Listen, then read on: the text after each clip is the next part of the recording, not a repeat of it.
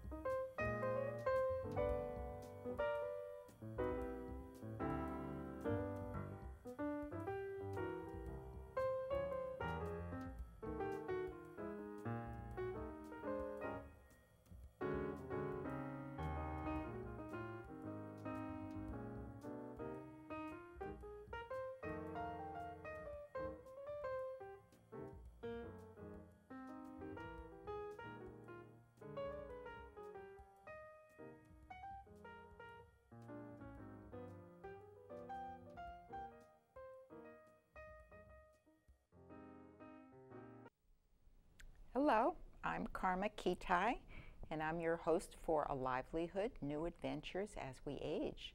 Today I'm going to introduce you to Ava Berinstein, and Ava is, well, she's a jeweler now, but she has a very interesting history because years ago she was doing research in Guatemala, and she has gone back to doing some things that she started 30 years ago. Hello. Hello. It's nice to be here. Thank you very much. Oh, it's going to be interesting for us to talk about all that's been going on for you. So I know that in recent years, and you said since your son has been launched and finished college, you've decided that it's time for some new things for you in your third age, as we sometimes call it, huh? Right. So you have been involved in making wonderful jewelry. So tell us about that a little bit. Well, the launch of Avala Beads, which is my website and new career in jewelry, was kind of accidental. I've always liked jewelry design and handcrafted and slightly esoteric jewelry. One-of-a-kind pieces really spoke to me. And I started doing jewelry design almost as an accident, because one of my pieces that I bought, which was a cherished little handcrafted piece from an art open studio, broke. And I thought, I wonder how to fix this. And so I took a lesson to figure out how to fix it. And as soon as I took the lesson, I was hooked. I mean, because once you start figuring out how to fix a piece and taking jewelry and moving it around on a design board, you've become a designer. Whether you realize it or not, but you get hooked. Well, I got hooked immediately. And then I realized that there were 100 other designs in my head that I really wanted to do. Right. And I just kept developing that skill set. There's still far more for me to learn, but I've been very lucky to have been in the company of some great teachers and inspirational leaders in the field who've helped me learn my craft in a really nice way. Did you always think of yourself as being creative? I have that creative gene, yes. So how did it come out before jewelry? Well, in language and art and culture and dance. And I've always loved pretty much all of the arts. And so, and in my background in language and linguistics, I've had the language, art, and culture part of my intellect sort of always going, and I don't know. I think that I never realized or thought of myself as an artist or a designer. I don't know if I do now yet, even, but it's something that is evolving. And what I love about jewelry design is that it's a way to carry with you pieces of your life in a new form. So when I travel, I take pieces of my travels and I put them into necklaces. I weave those pieces into art forms, and that's what's neat about it, is that sometimes people call it the world on a thread. I've heard that before, that idea, and that image is really meaningful to me, because I was in Jerusalem, I was in the Old City, and I remember the experience quite well, trying to barter for a piece of organic coral from the Dead Sea. And I thought, I didn't want this man to know how much I wanted that piece of coral. And I looked at the lapis lazuli and all the other gemstones, and I thought, oh my God, all of these are great. And I took, you know, and in the end, I came home with a big collection of things that were representative of my time in Jerusalem. And that piece of coral, I waited 2 years before I found the pieces that I could surround that focal point with to make it a happy home. To make it into a piece of jewelry. Right. And you never know where you're going to find the pieces that go with the necklace that you're building, or the necklace that's in your mind's eye, which is what this is. I knew I wanted that piece of coral, and I envisioned something in my mind's eye that would be very organic, really organic and not crystally, but grounded, and because of where the coral originated. And it took 2 years later, I was in Buffalo. You never know where you're going to be, and I was at a flea market in Buffalo, and I saw a necklace that had coconut shells in it. I didn't even know what the material was. I just said, "Oh, that's it. That's it. That's my piece." So then I got that, took it all apart, and turned it into something that was meaningful to me. And that's what is exciting about jewelry design. It's reinventing things, reusing things in different ways, seeing how to use things that you might have otherwise thrown away, but use them in a new way. You know, like the choker. I think I showed you the choker with the belt buckle. And that was a belt buckle that is a focal point that, you know, it was a belt that no longer fit. And rather than throw it away, I saw this gorgeous black onyx triangle with this inlay, mother of pearl. And I thought, wow, that's like a dramatic statement. And then I had the other tiles that repeated that pattern. Turned out there's a friend in my life who just fit that piece perfectly. And she is an artist, and when she wears it, they always think that she got it from the gallery, but in fact, you know, it's like she has strikingly white hair, and it's sort of, when she wears it, it's like perfect for her. Yeah, that would be lovely. And you have a very nice necklace that you're wearing right now. Thank you. Does that have a story? Of course, every necklace has a story. I started naming my pieces, actually. But this one is from a native, well, this one actually came from a man whose father was a collector for like 40 or 50 years of his life. He was a collector of Native American and indigenous, specialized in indigenous materials, as well as other art around the world. And he used to sell to the Peabody Museum, and he passed away, and his son had all of his gemstones and was selling them. And I happened to know him, and so I went through his stock of, you know, his inventory, and he had these Hopi fetishes. He had bags full of fetishes, which I love. So which are the fetishes? This little bear, where am I? I'm backwards. My little black bear. Fetish. And the silver engraved pieces are also indigenous, and then all of the turquoise and the different shapes are what make it fun.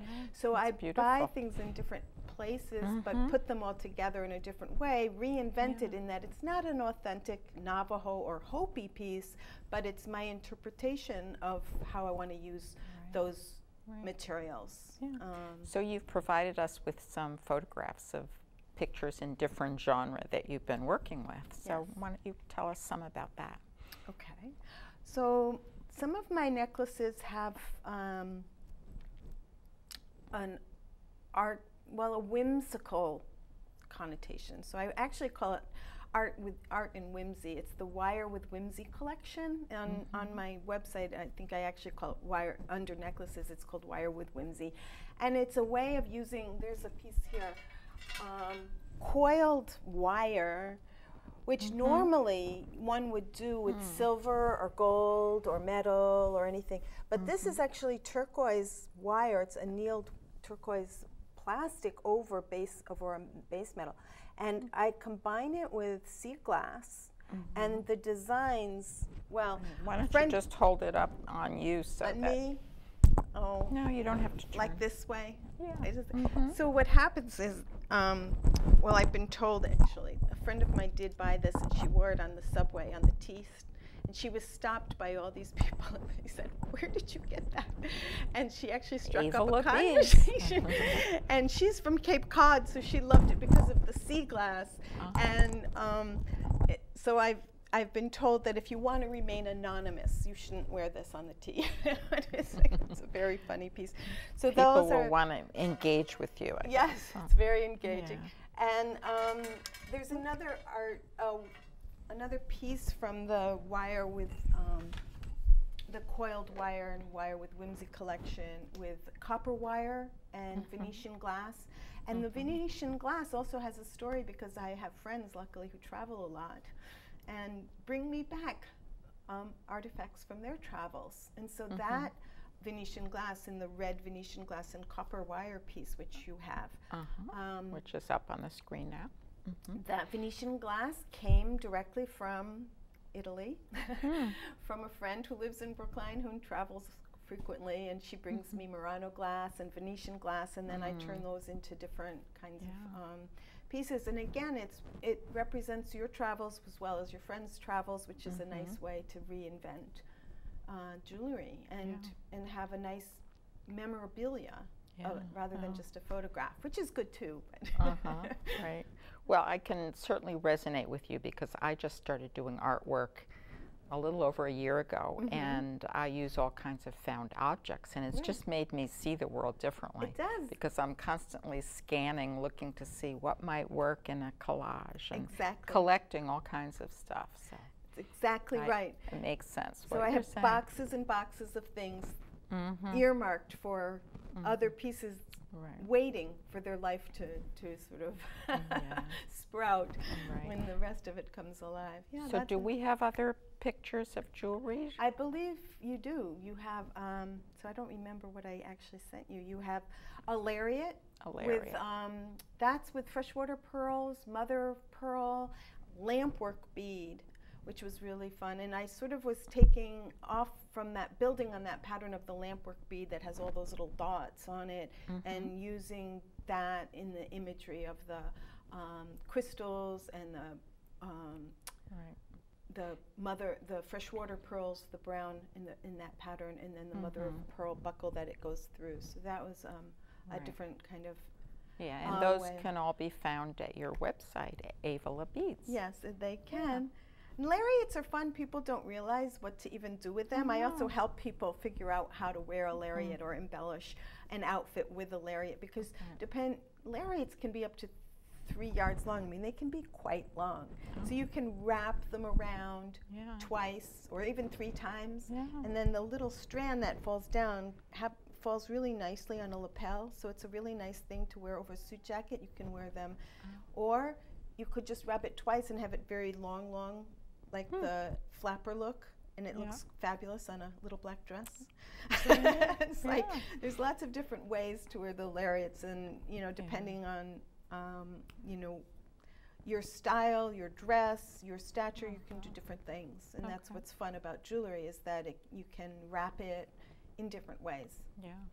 So I know you're also involved with collaborating with some other artists in something you call Urban Ethnique, right? And what's that about? So that is just launching right now, and it's related in some ways to Avala Beads, because as you can see, even from the Native American collection, I tend to always weave some indigenous part of my background, my love of indigenous art and ethnic motifs and patterns into design.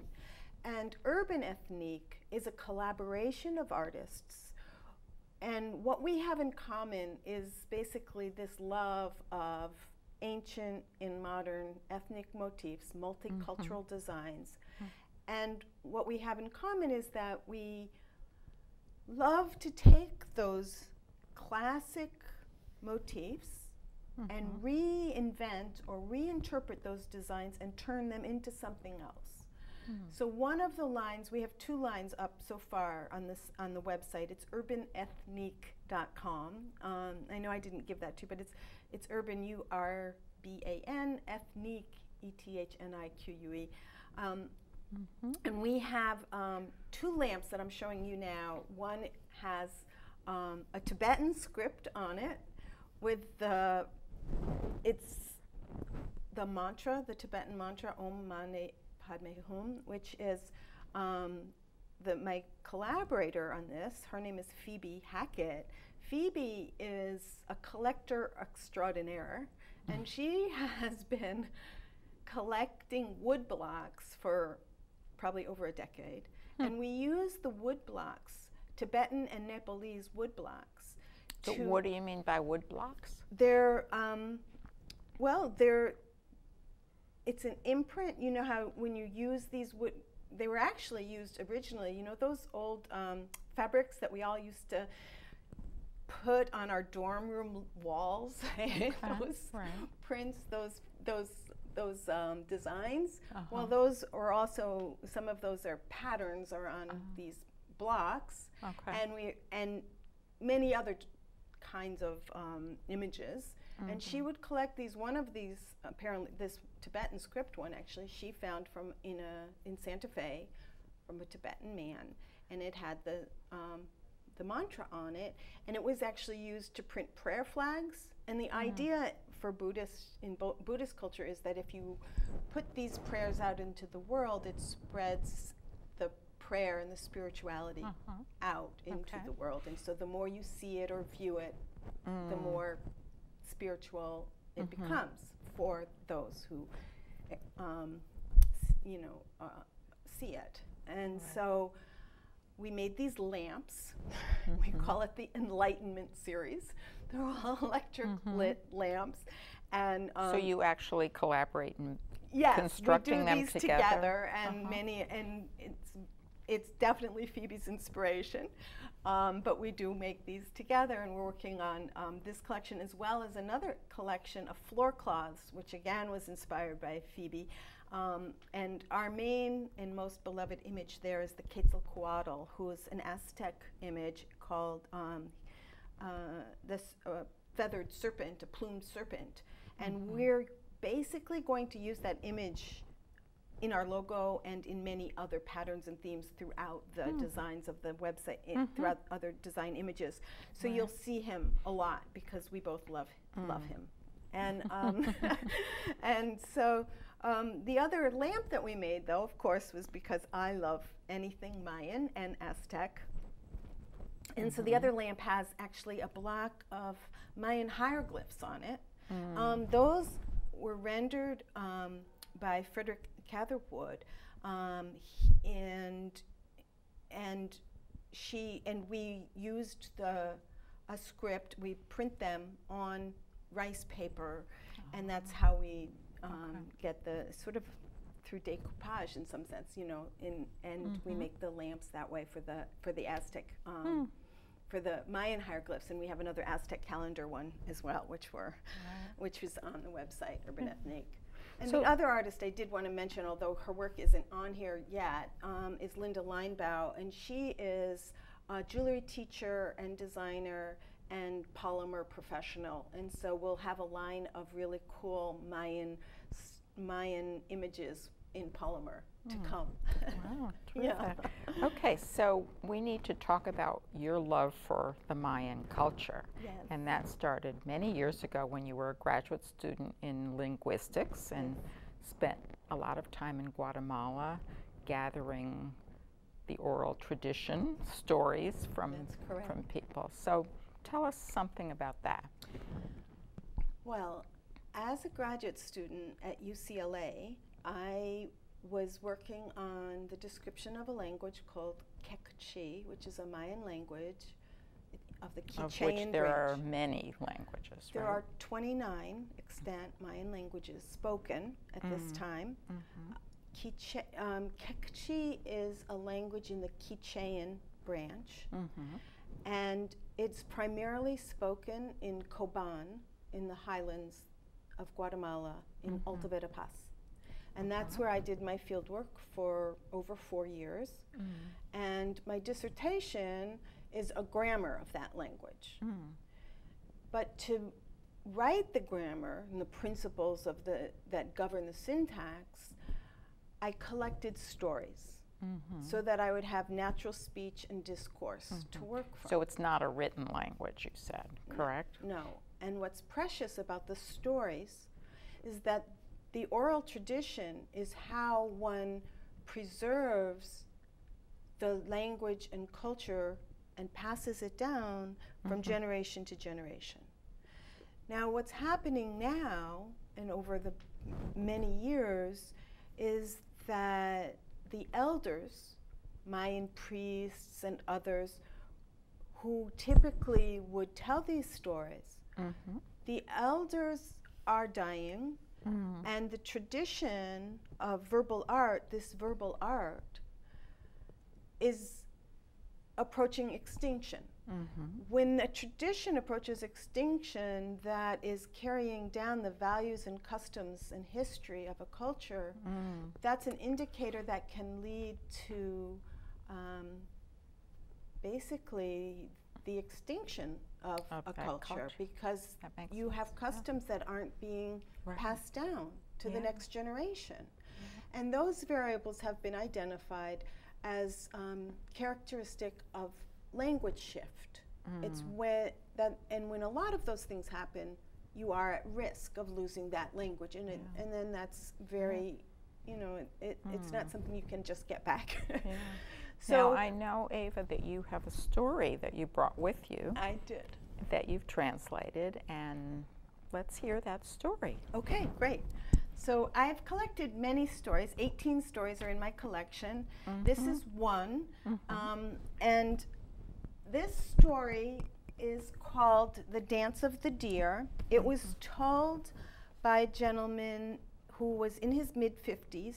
His name is Francisco Q'eqchi Mayan. He's from Coban, Guatemala. And he told me the story because I asked him about the dance of the deer. It's a dance that is still performed, and I wanted to understand the symbolism behind it. And we have some lovely pictures that depict this story, too. We do. And you want to mention the artist's I name? do. The artwork was painted by an artist. The name is Grant Swados, S-W-A-D-O-S, and Grant illustrated the 3 verses that that I'm going to read here about the dance of the deer. Okay, let's hear it. Okay. The Q'eqchi is below, so I'll just read the English. Okay. The dance of the deer. It's Lach Shachol Kek. What is the meaning behind the dance of the deer? Here in the region of Alta Verapaz, Guatemala, the deer dance represents a particular symbol. According to our ancestors, there was a time when our native land was very dry. Each of the holy plants, the holy trees, and the bushes began to dry out. Each of the animals began to die because of the drought.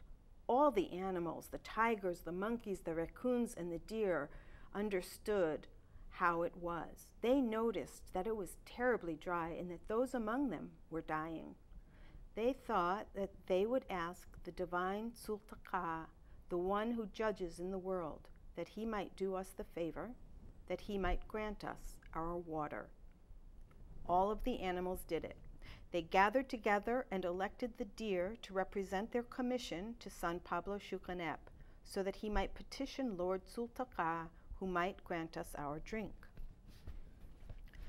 That's the way they did it. The deer represented the animals, and they prepared themselves for their journey to San Pablo Xucanep to ask that he do their petition. When they arrived at the crossroads, the deer found themselves in danger when tigers threw themselves upon them. The deer needed to do their errand in San Pablo. They realized that they were in the tiger's claws. They thought, who should they ask to help them there in the mountains? They called the monkeys who lived nearby in the hope they might come to their rescue. The monkeys came. In their agility, they began to tease the tigers. They began to pull on the tigers' tails. They were fooling and tricking them so that there would be time for the deer to escape and go to do their petition before Q'eqchi. That is what they did. They arrived at San Pablo Xucanep in good time. They did their petition. Q'eqchi came and granted the water. He gave the animals their drink. All of them were saved there. That is the reason why the symbolic deer dance was created in our community. Good. Okay, and so we have a picture of the mask. Yes, the deer mask that is actually used in the dance. It's a very big, heavy, wood-carved deer mask that they wear on top of their heads. Right. And there's another picture there that you'll see of the deer dancers wearing these masks and in full costume with very ornate, colorful capes, with a marimba behind them, playing music. And this dance is still performed at the Pabang Festival and other festivals. And it's indicative of, again, this petition to Q'eqchi, which is one of the biggest mountains, and it looms over Coban. And it is a deity in terms of, their beliefs. And so whenever you do anything, if you're going to pick your corn or plant your corn, you go to Q'eqchi and you ask for permission to do so before before planting or before picking the corn, or else bad things can happen to you. And so it's very relevant that this story has in it all of these aspects that are still so much believed and practiced in the community to this day. Okay, so we have only a couple of minutes left, Ava, and I just want to make sure that you talk about how this has all come full circle for you and what you're going to be trying to do with these stories. Thank you. So it has come full circle for me, and what we're trying to do now is, in collaboration with Cultural Survival, which is a small nonprofit in Cambridge. Their website is culturalsurvival.org. Their mission is the revitalization of languages and culture as well, and of course that intersects with my own personal mission, which is the revitalization of Mayan language and culture. And together with Mark Camp, who's the director of the Guatemalan Radio Project at Cultural Survival, we've submitted some proposals so that not only can we repatriate these stories and bring them back to the Mayas in Guatemala where they belong, rather than in my moldy basement, but we intend not only to publish and repatriate the stories, but the Cultural Survival has a very important program called the Guatemalan Radio Project. And that project in Guatemala is completely staffed by volunteers and indigenous Mayas, where they have community-based radio stations running on 500-watt transmissions, basically in a hut, where they're transmitting and broadcasting important information in indigenous languages about culture and customs and history and other important information that Mayas need in their own language. And what we hope to do, and what our proposal hopes to do, is to broadcast the original versions of these stories, which I collected in 1978. So these people are no longer alive in many cases, and some of these legends are very, very historical and have some some cultural importance of great magnitude, actually, and they haven't otherwise been told. So this would be a way to broadcast the stories, and when people hear them, we hope to ask them if they've heard other stories like that, or if they remember their parents telling them stories like that, and if they would like to come in and tell their stories. So the whole idea is to broadcast the stories, but also to ask people to contribute their stories and collect new speech genres and create an archive of stories so that we can understand what's happening now, as well as revitalize the language and culture through radio. And so that's what we're trying to do at this point through Mayan folklore. Yeah, that's a wonderful story. Yeah, I wish you good luck with that. Thank you. So we're going to have to stop. And thank you for coming. Thank you very much. I've appreciated this very much. It's a pleasure. Okay, so join us next time when we have a new guest on A Livelihood, New Adventures as We Age.